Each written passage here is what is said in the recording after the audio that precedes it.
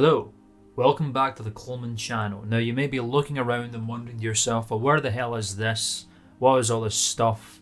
Where am I? Well, if you weren't tuned into the stream over on my Twitch channel, Coleman Live, which I'm going to push again for a couple of seconds, check out Twitch Coleman Live, where I do my streams Mondays, Wednesdays and Fridays. I did a little stream, basically updating everybody. Yes, I moved, I'm in a new gaff, new house, everything's set up, I've got a new office space and that kind of stuff. Just check out the stream to get fully updated on what's going on. The stream is on the channel right now, archived. It's like called the moving stream or something like that. And you'll be up to date on everything that's happening, when I'm going to start making content consistently and all that good stuff. So, yes, you probably read the title of the video. This is a series called Behind the Process. It's a whole new series I'm doing. You might have saw the previous video where we talked about Coffee Break, the Studio FE Halloween special that we brought out back in October. So yeah, I'm all about the creative process. It's kind of thing I've been wanting to do on this channel for a while. So Behind the Process is going to be exactly that. The creative process, behind the scenes, the making of things. And today we're talking about a book. If you don't know, I'm not just a guy who likes videography and making videos and all that kind of stuff. I have my fingers in all different kind of creative pies. I like making stuff basically. And one of the first things, probably the first creative outlet that I ever explored was writing. I've always been a big fan of creative writing, short stories, poetry. Even tried to write a whole ass fucking novel many years ago. I was not that good. I was a very edgy teenage boy in high school, but I gave them all. I wrote a lot. It was probably like 10,000 words by the end. I have to dig out. I think I have an original draft of it buried somewhere that I have to pull out one time. But yes, writing is a thing that I love very much, and I basically wanted to do a book for a very long time, and it happened via Amazon self-publishing, and that is the thing that we're going to talk about today. The creative process behind places to be in the Mindscape, ! An intermindetary brochure by Mark J. Coleman. That's me. Yes, this is a book that I self-published over at Amazon Self-Publishing. I published this little doohicker on the 17th of March 2021, so very nearly a whole year since this book dropped, which is pretty crazy. It's about 42 pages in length. It's a nice little easily digestible short read. It's an anthology collection of 6 short stories and 6 poems. We're going to get into all that in a minute, the creative process behind each one individually and all that kind of stuff, the making of like the cover and all that kind of stuff, all that exciting things. Look, there's me there looking all aesthetic and nice. Of course, I'm going to have to plug the book since we're talking about it, because that's we're all about plugging shamelessly on Coleman. If you would like to support your boy, it'd be sincerely appreciated. If you're into any kind of, reading, if you like anthologies, if you like short stories, poems, like horror, if you like science fiction, speculative fiction, any of genres like that, this book is essentially jam-packed. Yeah, it's packed with jam, essentially. It'll be for you, is what I'm trying to tell you. So if you would like to get yourself a copy of Places to Be in the Mindscape, you can throw yourself over to Amazon. You probably just type into Google Places to Be in the Mindscape. It's pretty much the first thing that comes up. And you can bag yourself either an ebook or a paperback, whatever you want. You may have even seen me plug this on my streams. It's one of my little title card things at the opening and all that kind of stuff. So you can get yourself an ebook for $1.99, or you can get yourself a paperback for $4.99. Whatever you decide to get would be sincerely appreciated, and it supports me. Just adds a little bit of pennies to my bank, helps me pay the bills and put bread on the table and all that kind of stuff. I do sincerely appreciate any kind of support. And of course, don't feel like you need to get it. That's not what that's all about at all. It's just there for you if you're interested in purchasing it, if you want to support the channel or anything like that. But that would be very nice. Thank you very much. So yes, I can't quite remember how all the pieces fell together that started me making this particular kind of anthology collection. I guess I should get into why it's called Places to Be in the Mindscape, why it's advertised as an intermindetary brochure, and we got the little book cover there where you've got this nice little holiday going dude with his little neon palm tree and his little tablet, kind of sitting in front of a goddamn 8-bit galaxy and stuff. Something that might better get the idea across of why it's called this and why it's branded in such a way would probably be the blurb. So I shall read the blurb for you now. Have the far reaches of your imagination been boring you lately? In need of an escape to a new plane of fictional existence? If you simply need to find a new reality to pervade in your mind, consult the Mindscape, a beautiful, awe-striking realm of infinite possibilities and calamities. This beautifully crafted brochure features a curation of incredible tales and terrifying realities, forged in the finest wells of imagination, just for you. Wherever you want your mind to wander, the Mindscape will guide you. A wonderful piece of literature for your own personal reading and selection. Choose a reality, consult your local Mindscape consultant, and blast off today.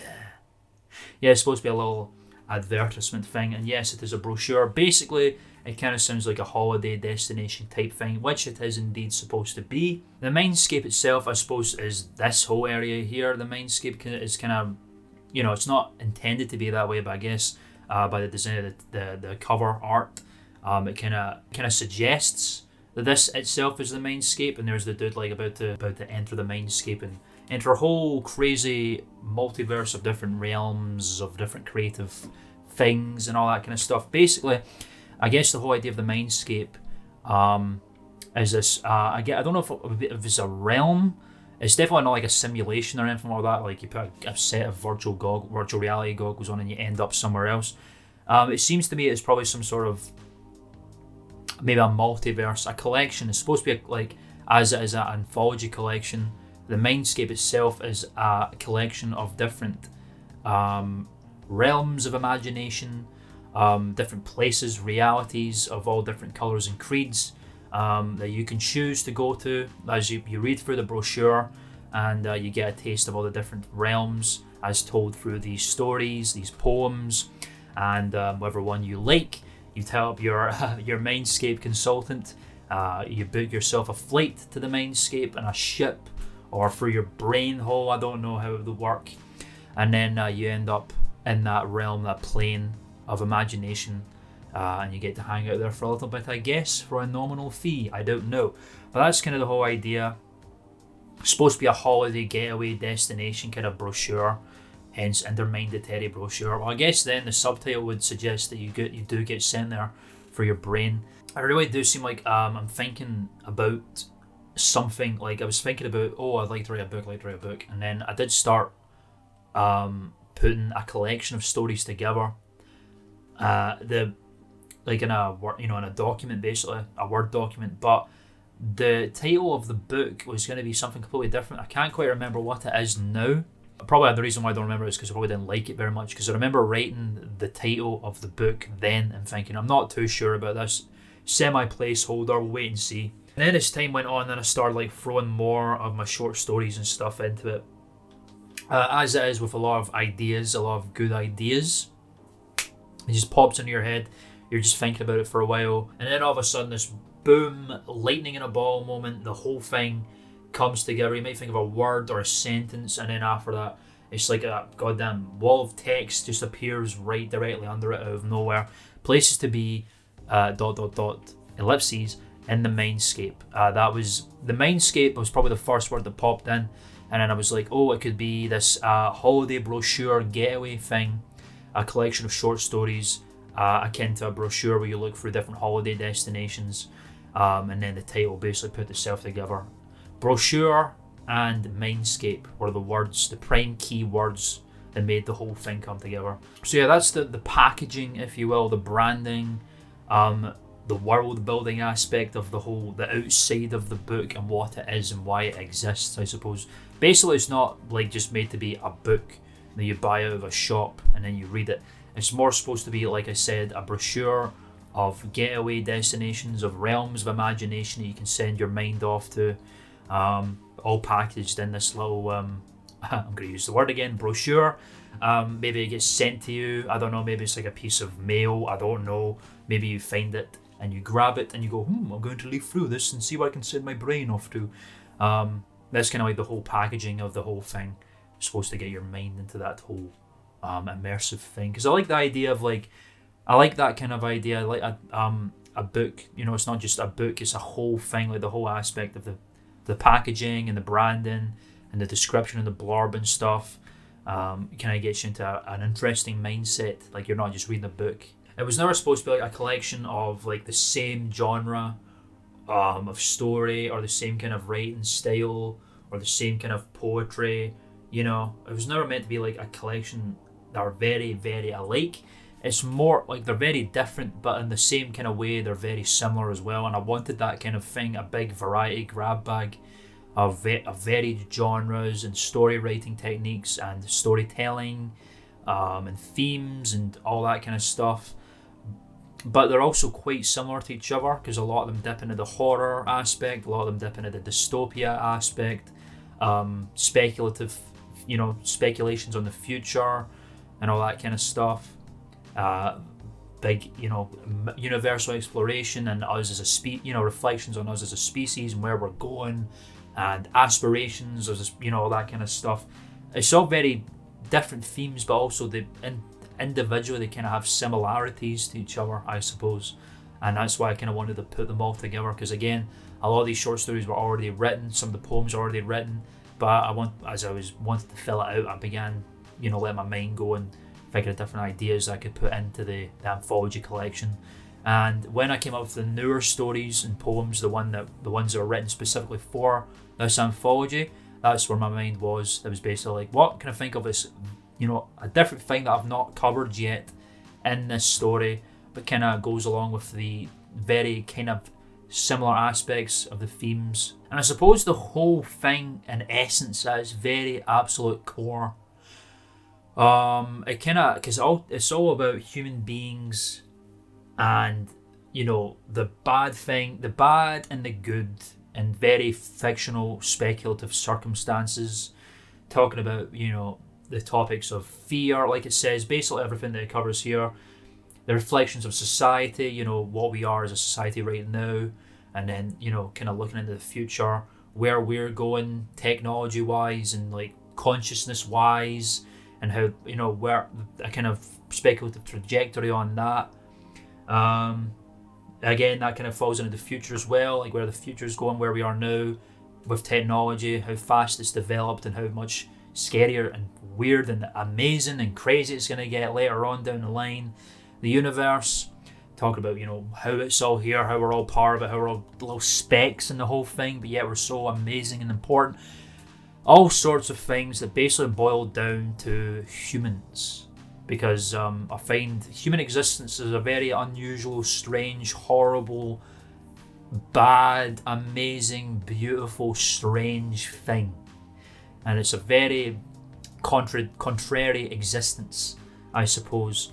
And a lot of these stories, subconsciously or consciously, kind of go down that kind of lane, I suppose.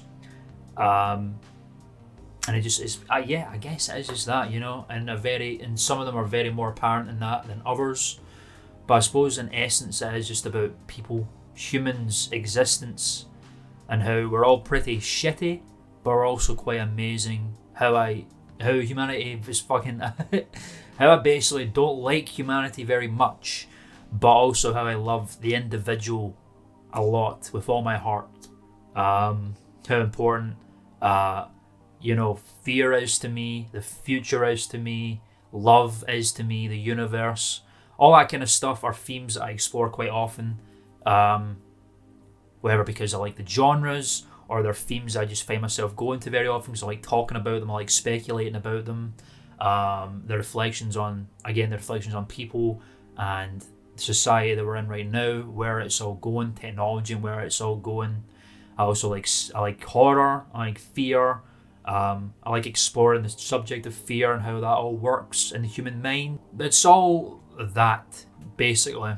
But then, of course, that's all from my own perspective. So it's kind of written for you to find your own meaning inside of it as well.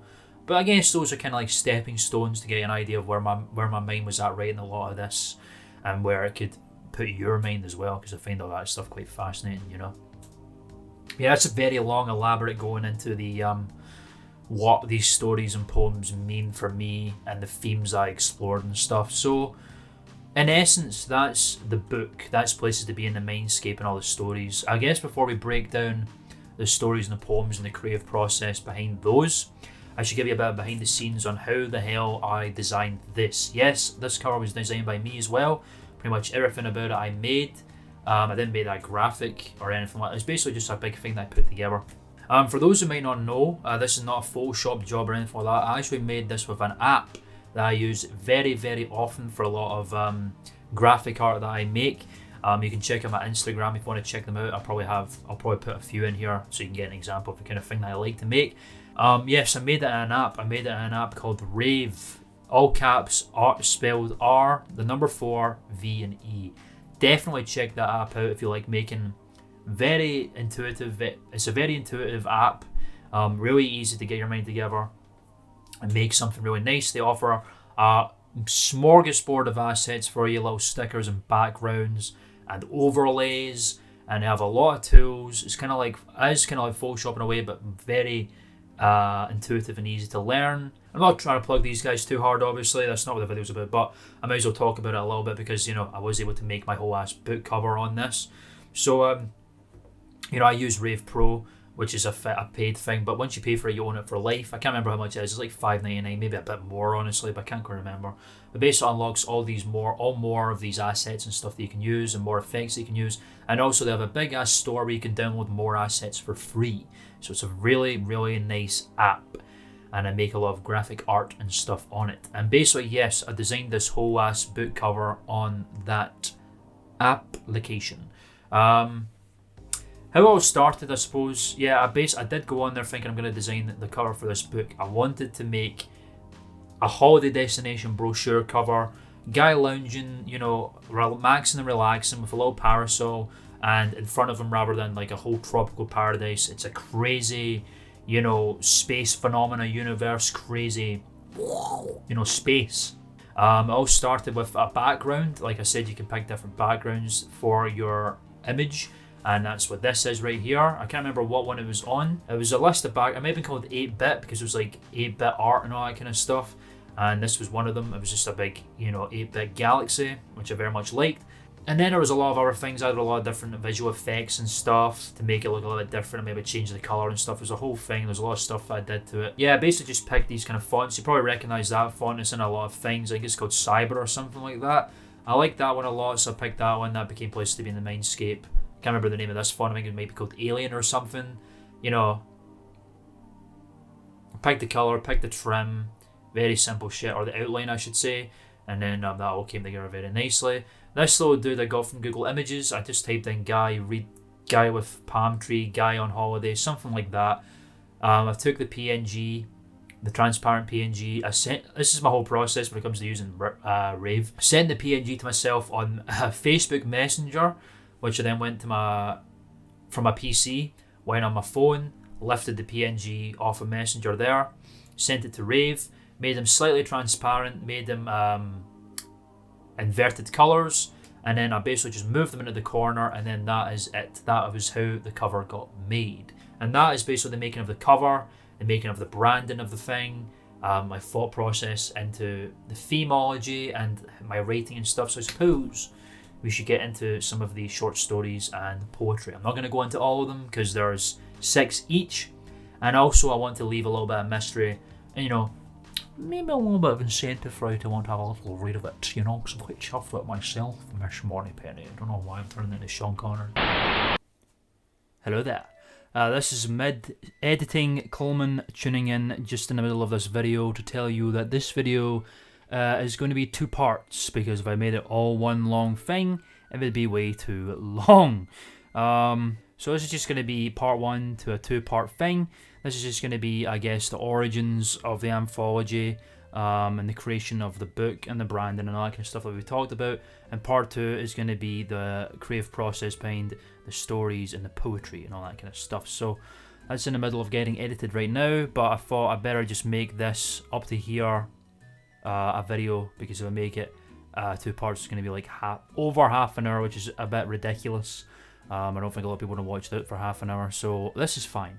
So stay tuned for part 2. The process behind the stories. I don't know what the video is going to be called yet, but this will be it for now. Hope you enjoyed the video and all that kind of stuff. Make sure you hit the subscribe button for more content like this. We're going to be expanding more now that we've moved into the new office and stuff. Twitch, Coleman Live for more streams. We'll be back hopefully after the 10th of December when Wi-Fi has reached the house. Yeah, I don't know what else. Hit up Studio FV, I guess, the production company of which I am associated with and work with, to check out some of the content that we're cooking up over there, and all sorts of stuff. Thank you for watching this. Part 2 will be coming very, very soon. Goodbye.